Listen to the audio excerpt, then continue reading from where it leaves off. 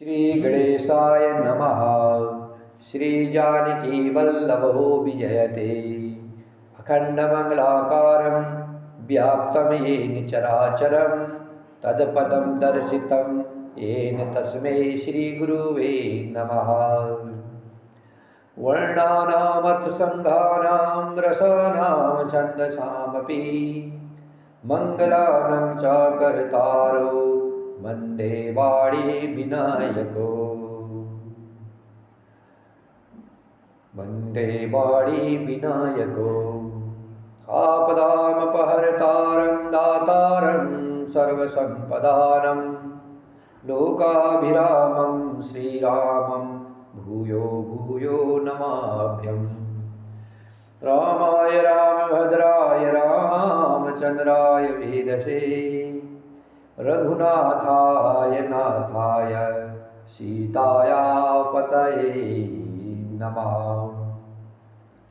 नीलाम्बुजश्यामलकोमलाङ्गं सीतासमारोपितवामभागं पाणो महासायकचारिचापं नमामि रामां रघुवंशनाथम्।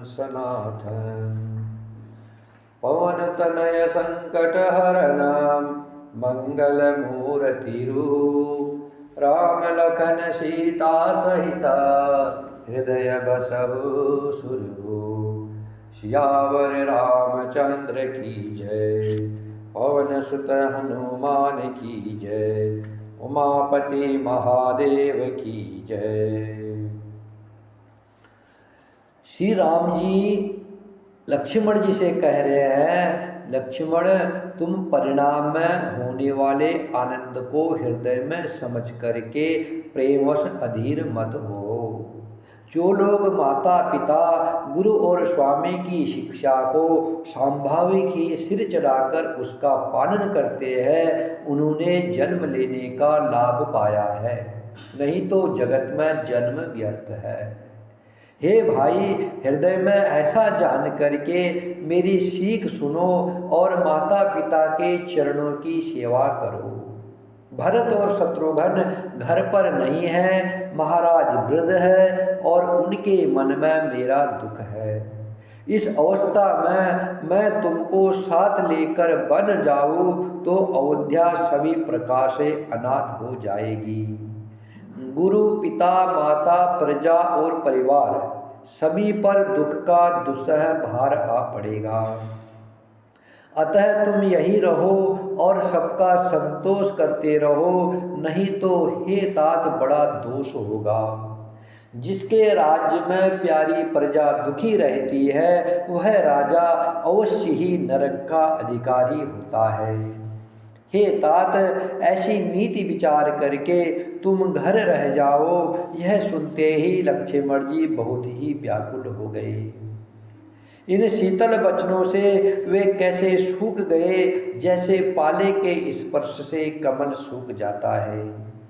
प्रेमवश लक्ष्मण जी से कुछ उत्तर देते नहीं बनता है। उन्होंने व्याकुल होकर के श्री राम जी के चरण पकड़ लिए और कहा, हे नाथ, मैं आपका दास हूँ, आप मेरे स्वामी हैं, अतः आप मुझे छोड़ ही दे तो मेरा क्या बस है। हे स्वामी, आपने मुझे सीख तो बड़ी अच्छी दी है, पर मुझे अपनी कायरता से वह मेरे लिए अगम अर्थात पहुँच के बाहर लगी। शास्त्र और नीति के तो वे ही श्रेष्ठ पुरुष अधिकारी है जो धीर है और धर्म की धुरी को धारण करने वाले हैं। मैं तो प्रभु आपके स्नेह में पला हुआ छोटा बच्चा हूँ। कई हंस भी मंदराचल या सुमेर पर्वत को उठा सकते हैं। हे नाथ, संभाव से ही कहता हूँ, आप विश्वास करें, मैं आपको छोड़ करके गुरु पिता माता किसी को भी नहीं जानता। कितनी सुंदर बात लक्ष्मण जी ने राम जी से कही। हे नाथ, मैं संभाव से कहता हूँ, आप विश्वास करें, मैं आपको छोड़ करके गुरु को, माता को, पिता को, किसी को भी नहीं जानता हूँ। जगत में जहाँ तक स्नेह का संबंध है, प्रेम और विश्वास है, जिनको सवै वेदों ने गाया है, हे स्वामी, हे दीन बंधु, हे सबके हृदय के अंदर की जानने वाले, मेरे तो वे सब कुछ केवल आप ही है। मेरे सारे नाते संबंधी स्नेह, जिससे भी स्नेह होता है इस जगत में, जो वेदों ने गाया है प्रभु, वे सब मेरे आप ही है। आपके बिना मेरा कोई है ही नहीं। धर्म और नीति का उपदेश तो उसको करना चाहिए जिसे कीर्ति, ऐश्वर्य या सदगत प्यारी हो।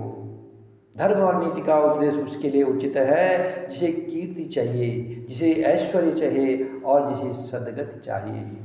किंतु जो मन, वचन और कर्म से आपके चरणों में ही प्रेम रखता हो, हे कृपा सिंधु, क्या वह भी त्यागने योग्य है? दया के समुद्र श्री रामचंद्र जी ने भले भाई के कोमल और नर्मता युक्त वचन सुन करके और उन्हें स्नेह के कारण डरे हुए जान करके हृदय से लगा करके समझाया। जो राम जी को अपना सर्वस्व समझ लेता है, उसे ना ऐश्वर्य चाहिए, ना कीर्ति चाहिए, ना सदगत चाहिए। माता, पिता, गुरु, शिष्य सब वो राम जी को समझता है, अपने आप को राम जी को समर्पित कर देता है, तब प्रभु श्री रामचंद्र जी उसे हृदय से लगाते हैं। यहाँ पर लक्ष्मण जी को भगवान राम जी ने हृदय से लगाया है और राम जी कह रहे हैं, हे भाई, जाकर के माता से विदा मांग आओ और जल्दी वन को चलो। रघुकुल में श्रेष्ठ श्री राम जी की वाणी सुन करके लक्ष्मण जी आनंदित हो गए, बड़ी हानि दूर हो गई और बड़ा लाभ हुआ। वे हर्षित होकर के हृदय से माता सुमित्रा जी के पास आए, मानो अंधा फिर से नेत्र पा गया हो। जैसे जिसकी आंखें नहीं हैं उसको नेत्र मिल जाने पर वो कितना खुश होगा, वैसे ही लक्ष्मण जी को हो रहा है। जब राम जी ने बोला, जाओ अपनी माँ से आशीर्वाद लेके आ जाओ, आज्ञा मांग करके आ जाओ, लक्ष्मण जी माँ सुमित्रा के पास आते हैं। उन्होंने माता के चरणों में मस्तक नवाया, किंतु उनका मन रघुकुल के आनंद देने वाले श्री राम जी और जानकी जी के साथ था। शरीर से वो सुमित्रा जी के पास आए, मन तो सीता जी और राम जी के पास है।